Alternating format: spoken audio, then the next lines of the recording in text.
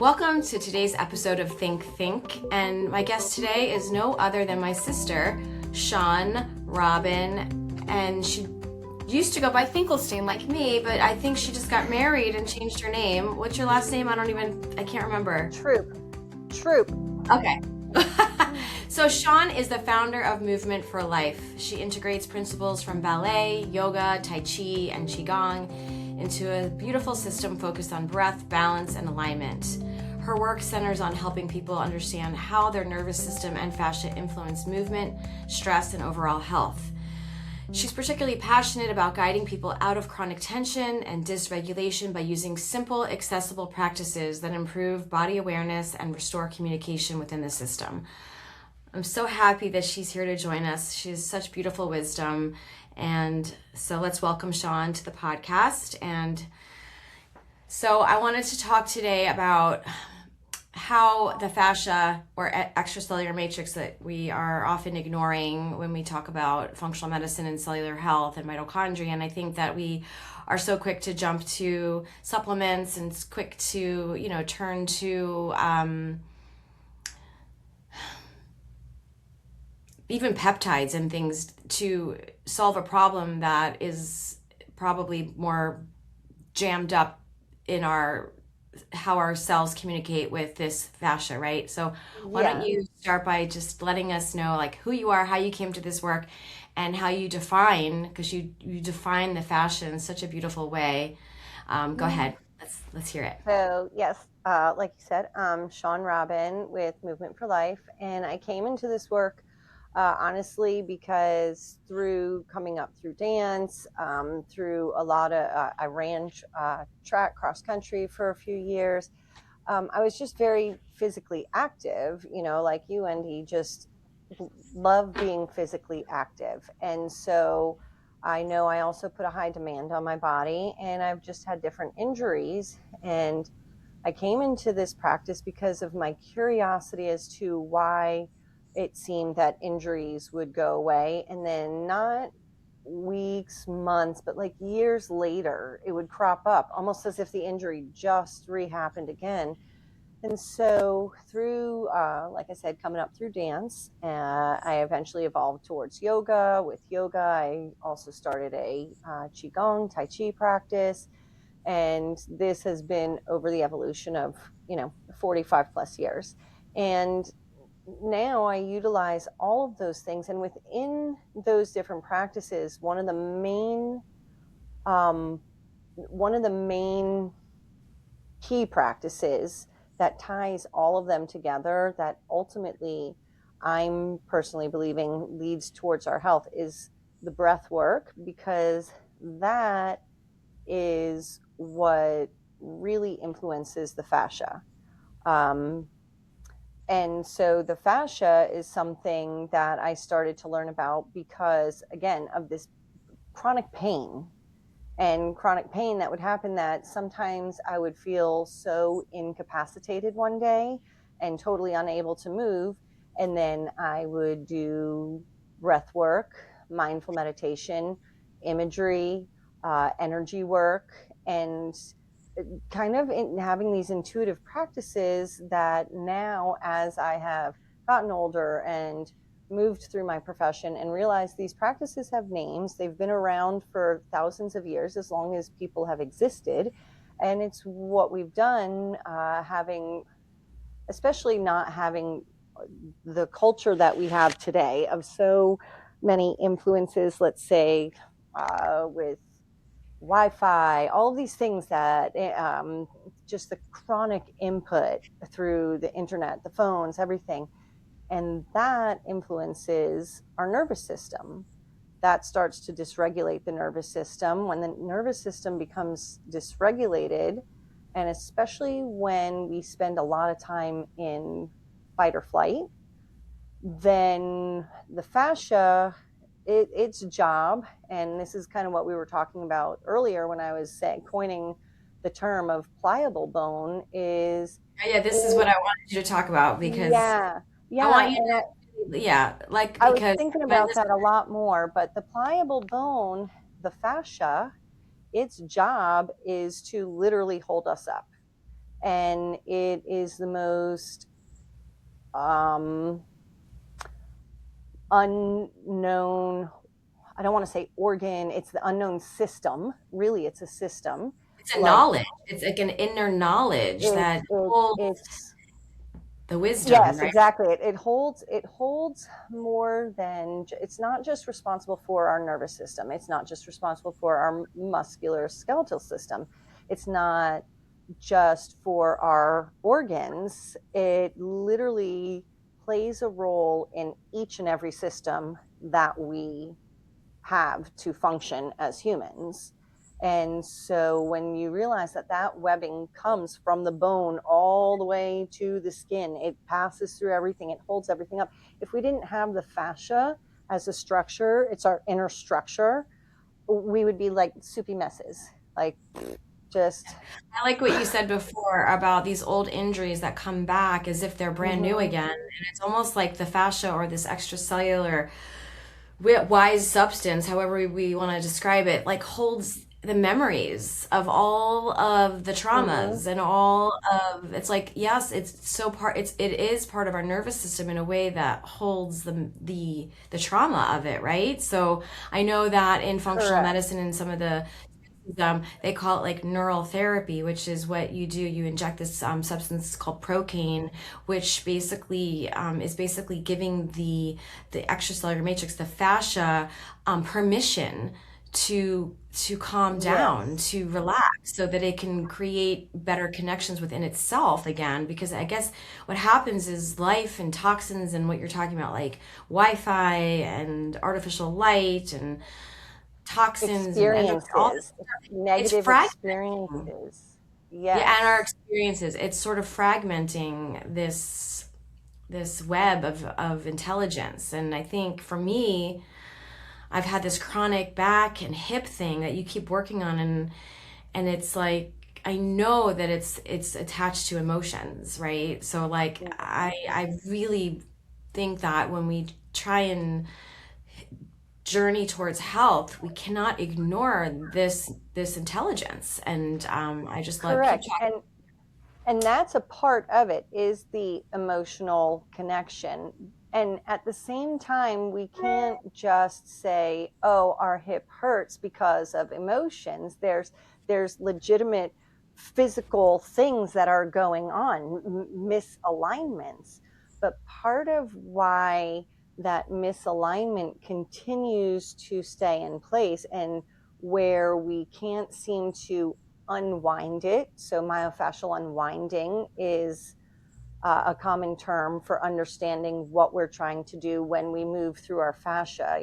Some instead of thinking of it as stretching, like I am stretching now, and but like, but there's like an unwinding that happens, and Unwinding. yes, and that's the whole interconnectedness. That's where, like, think about reflexology. Why is it that you can push on the foot, something in the foot, and that stimulates, opens pathways, and like creates an energetic line throughout the rest of the body. Like you can press on the inner sole, and like feel your blood rushing, or like from the balls of your feet, like our bubbling spring, as it's called, in different practices, pushing. There's just different things that show that all the way. I mean, even from the webbing of our fingers, the webbing of our toes, like if you start massaging in between those places and you take a moment to just kind of quiet your mind, sit with yourself, allow yourself like 3 to 5 minutes. We all have 3 to 5 minutes somewhere in our day. That if you were to start massaging the webbing between your fingers and then just sort of allow yourself to relax into that moment and just enjoy what you're feeling there, you're going to feel it start relaxing other things, moving up through the arm, down the side body, into the hip, all the way down into the feet. And what is that connection? It's the fascia. So, here's something that I was thinking about, because as I do different work and meditations, per se, and breathwork practices, um, it's almost like I find these old injuries unintentionally looking for them, but I'm like, oh, that's where that baggage has kind of been stored. Like that, why am I afraid of these different things? Or why do I behave in certain ways? And I'll find this baggage within me. And like through those moments, it's like having an opportunity to perhaps maybe relive a moment and then give permission.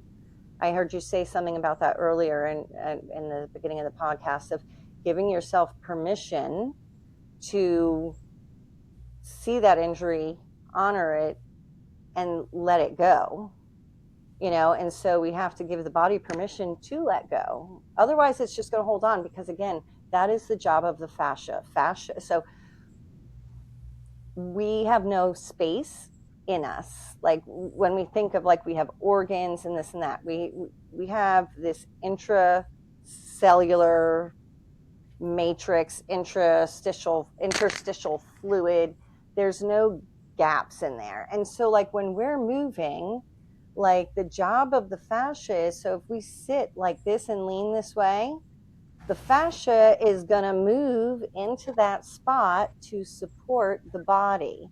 So when we breathe, oh goodness, wow, I feel that making me want to lift up and open my chest. And so we start becoming mindful and intentional of our breath, and that helps us connect to our fascia when Sounds we're like we're connecting almost to like training that. our fascia. So the fascia is always Mhm. doing what it's supposed to do to protect Yeah. us. But if we hold old patterns of posture and energy and we hold these sort of the information, it's going to adapt to that posture and support Hmm. that posture. I mean, from a physicality standpoint of the fascia, I mean, we know it's regulated by proper hydration. We know that Hmm. hormones are a huge part of the lubrication of Hmm. some of those parts of the fascia, right? Um, Yes. And, scientific term out there's polymers and there's hyaluronic acid and there's glucosamines. yes. These are all like, we don't have to go into the details of these, the Well, chemistry. interestingly enough, like the hyaluronic acid is kind of like the fascia for the cell, if that makes sense, that the fascia is the structure that holds our body. The hyaluronic acid is the structure that holds the cell and gives it the framework for hydration to come into that cell. Without the hyaluronic acid, the cell is squished. Therefore, the cell can't get the hydration. Therefore, it Have to add it cannot also. glide and move easily. So We also yes. need those phospholipids on the outside, which are so important too to make up the cell membranes, right? Because the Mm-hmm. cell membranes hold the structure of the cell, right? And the fascia is also, holding the cell membranes. It's holding the cell up, like you say. It's so interconnected. It's like it's Mm-hmm. beautiful. And so when you work with your clients, um, like can you give us like give me a typical client story and how you begin to work with them, because I also wanted to ask you, like, before I forget, like what specific, because I want my listeners to leave here with like real tools. Which specific type of breath work supports the fascia? What could be something they can do at home in the morning and at night as part of a ritual to support their fascia? And just any little tips and tricks, that don't require expensive, devices. And, because these days everything is a device. We're in this age of Mm-hmm. electroceuticals. They're also great, but realistically, we have what we could do so much with what with if we can work with someone like you. So that's I just wanted to get that out there, and then you can roll with it. There you go. Okay. So for starters, the biggest thing would be diaphragmatic breathing. And so that's like, there's a huge buzz on that right now. I feel like it's just diaphragmatic breathing, diaphragmatic breathing. And if you go online and you look it up, it's like, put your hands on your belly in the front and feel your breath, and Yeah, that's partially good, but that's not like, if people have been out of alignment this way or that, like twisted, they're not going to feel those sensations. And especially if people don't even understand what the heck their diaphragm is. So, like, I had done a seminar at a place where I teach in a community, and it was specifically diaphragmatic breathing seminar and an understanding of what the diaphragm is. And when you think of the body, if we were a 12-story building per se, the diaphragm would be like the seventh floor. And so if our seventh floor was misaligned, how's the rest of our building doing? So we also can't just take out the seventh floor, but the function of that is also like almost a suspension. So if that floor had like a gap in a space between like two solids, and that would allow for it to move down as the lungs fill with air, up as it presses it out. So it's not just a front or a back or on the sides. Like, it's an entire 360 plane of the entire body. And so when you learn how to breathe into the body, and I'll kind of do like this, but instead of breathing into the body front and back, you're breathing in 360. You're taking the breath in the whole body as if the torso is a tube, and you can expand through the whole torso. So one of the things I guide people to do is like put their hands, and I'm going to sit up a little bit so you can see. But if you put your hands on the sides of your rib cage, and we want the shoulders to be down. So say like if there's people, I work with a lot of older people whose shoulders are up here. So sometimes I'm like, we just kind of do a little bit of massaging down at the same time. And so if you massage down at the same time and you're feeling the breath in that space, then that activates the awareness of the mind into the diaphragmatic space. The diaphragm is also connected, when we think about it, in the back to our thoracic vertebrae, as well as some lumbar vertebrae, and it acts as a stabilizer. So, the posture of this, like, this crushes the diaphragm. And how many people, like, whether they're too cool for school look, or they're just weak, and they don't realize that they're weak because they're not exercising their breath. And why this is also so important is because internally in the diaphragm, the thoracic duct, which basically is the plumbing system to take our lymphatic fluid from our lower half up through the spine, passes through the diaphragm. And when we breathe, it gives it a little squeeze. And it's like that little pumping action that creates that negative pressure to allow for that fluid to move up. So again, if we are standing misaligned or sitting misaligned or laying misaligned, then it's just how we naturally constantly do, but that's the beauty of life, is like, watch a baby.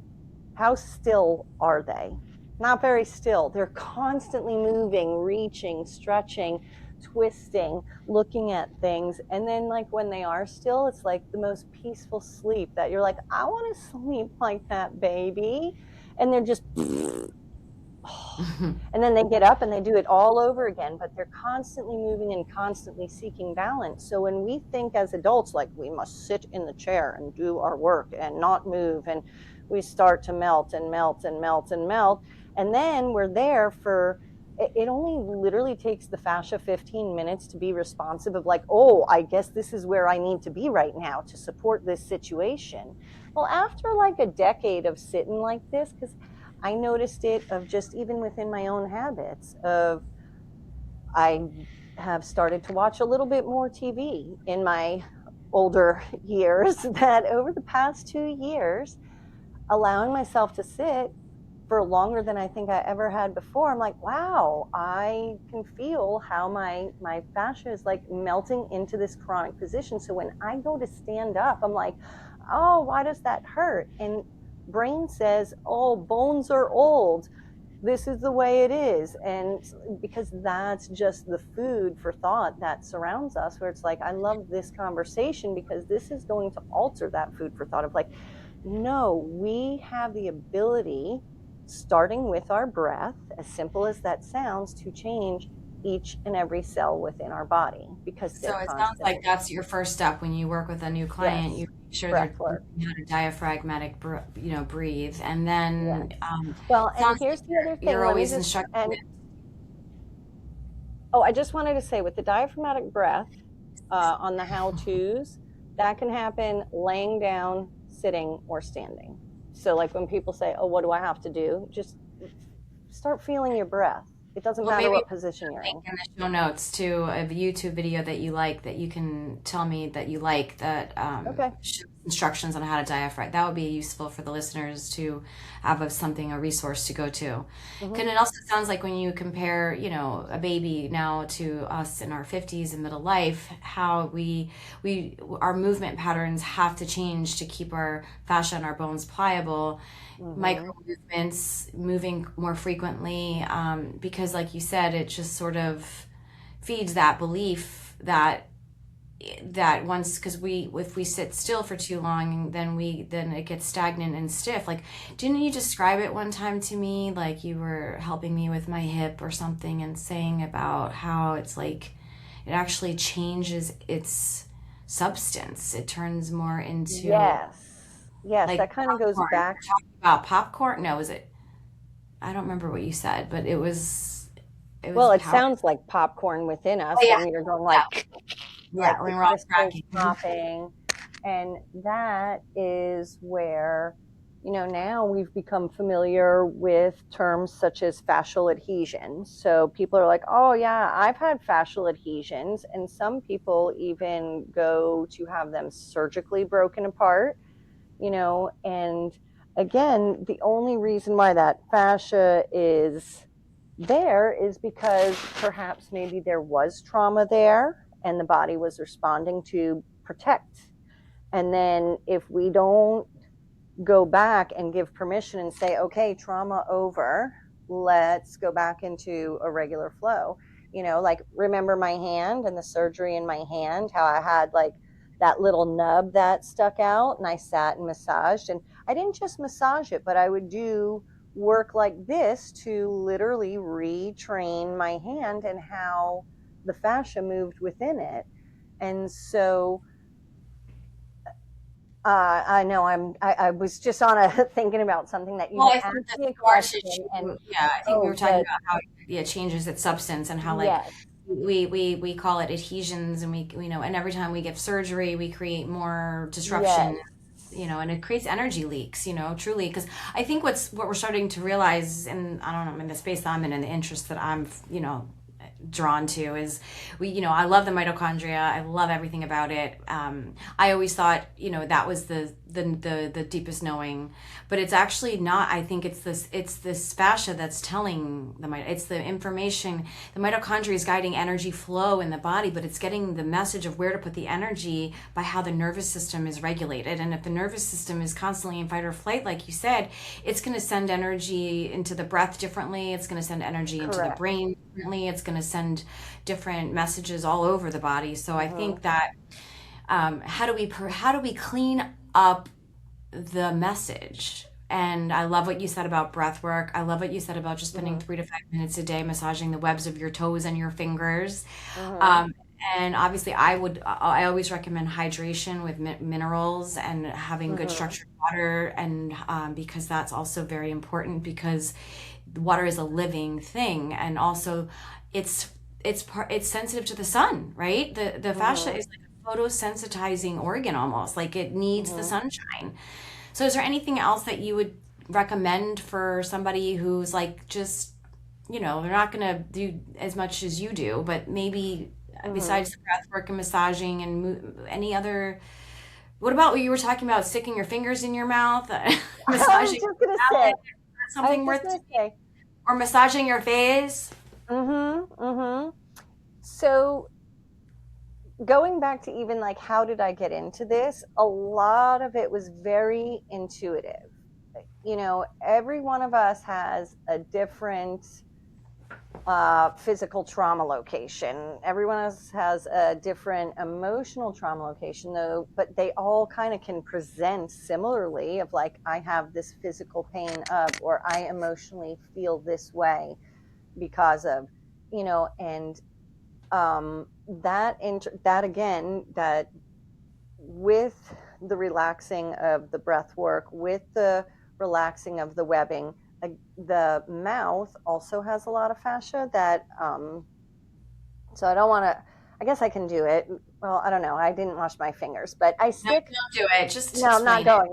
going to, but Most but people are here, going to be listening to this anyway. They're not even going to be watching the they haven't video, even but gotten this far. So, but I do stick my fingers in my mouth and I massage the inside of my jaw, and I'll put my thumbs up on the top. And what's kind of crazy is I started feeling like, oh, this is not just relaxing my mouth and my jaw, but it started relaxing all of my neck, all of down the back. And I was like, starting to recognize that what I know of like the fascia lines, I was like, oh, this is influencing my entire fascia line, the back fascia line. And that runs basically from the points back of the head down, all the way down the spine, down the hammies, down the calves to the feet. Like, and what was amazing is I just started feeling this incredible relief. And so, as silly as it sounds, it's like there's intuitive things that we can do. And well, so, this is my sister, so I have to admit to the audience that I was a thumb sucker for a very long time and a secret thumb sucker for a long, and now I understand why, because it was so yes, soothing to my nervous system. it is. Actually, it was like you told me because I was so stressed out last week. You're like, put your thumb in your mouth, see if it does anything. Just I was try like, I it. don't, totally gone that sensation now, but. Mm-hmm. Gosh, why do we rush? I guess it's bad for your teeth. I don't know, but I see why now. It makes sense because we're activating that part of our nervous system by that sucking and the way that it massages the palate. Wow, Yes. there's And so even much with, interconnectedness in this yes. And so, topic. even with the different energy centers, so within the schools of thought between yoga and Qigong, like when you put your tongue on the roof of your mouth, that closes off an energy pathway. And I don't want to say closes off, it more so completes an energy pathway. And it's, you know, where that kind of just reminded me of one of the things that I wanted to answer before is like the concept of um, what can we do at home. So there's one of the reasons why I also start with the breath work is like thinking of like before we can fill up, we have to empty. Before we can hydrate our cells, we have to drain them of the garbage that's in them. So, like, there has to be a letting go. And I know we had kind of talked about it earlier. Before you can reach out for what's in front of you, you have to let go of what's behind you. And, like, that's just the pathway. And even so, on a fascia level, when we take it to that, so what I think is really cool is the fascia. It communicates, it has this little wand with a little light, a crystal, and it goes, and it goes to tell the next fascia cell. And so it's when we say what is it, it's literally like this our internal living being, and it's this, it's the nervous system, it's the quantum system, it's the spiritual Yeah, system, it's our light being, it's it's so all of beautiful. that. And so the reason why I think we're so disconnected from it is because we're just disconnected from ourselves in life. And Mm. that's really where it starts. So the most simple thing we can do for ourselves is just, goodness, take 3 to 5 minutes and start connecting with yourself. Start with the breath, start taking notice of the webbing, start taking, here's another thing, let the fingers find the space between the rib cage and like in the lower rib cage space. Little massages, just little light touches. Discover what feels good to you. Discover if a nice soft brush feels good to you, or if like a little bit of a rubbing into that space and a pressing down. People have different needs for different types of regulation. Yes, So somebody who's like a little too energetic, they need soft tingles, just little light things. People who are like a little bit not enough energy, they need that pumping. It's almost like they need that extra to get that well, because energy it kind of pumping and like it moving. brings into like Ayurveda and your dosha Mm. and what, are you, a kapha versus a, pitta or vata. Pitta, And, there's Vata. so many personality types and identities that Mhm. get really that are in there. So yeah, like everybody has a different like sensory input that they require for regulation. But you Mhm. know what, Sean, my love, my sister, we're gonna have Oh to my bring you gosh, back. it's so We're gonna easy have for us to to talk. we could talk about this forever, but I know that I wanted to just introduce everybody to this important concept of the fascia and the extracellular matrix as another tool and space that we can invite healing into. So, how do people get a hold of you? I mean, if someone wants to work with you one-on-one, like, can you tell the audience where they can find you? Whatever you want to share. Movementforlife.com is my website. Life is spelled with a Y. It's the acronym LIFE is for living your full expression. Movementforlife.com is where they can find you. And is your Instagram Movement for Life as well the same? It is, and for YouTube, where I do have a lot of YouTube videos, so that would be great for you to just put that link in there. And that is Movement for Life with Sean Robin. And then so I have additional links, obviously, to Facebook, Instagram, and website through YouTube. Well, we're definitely going to have to continue this conversation.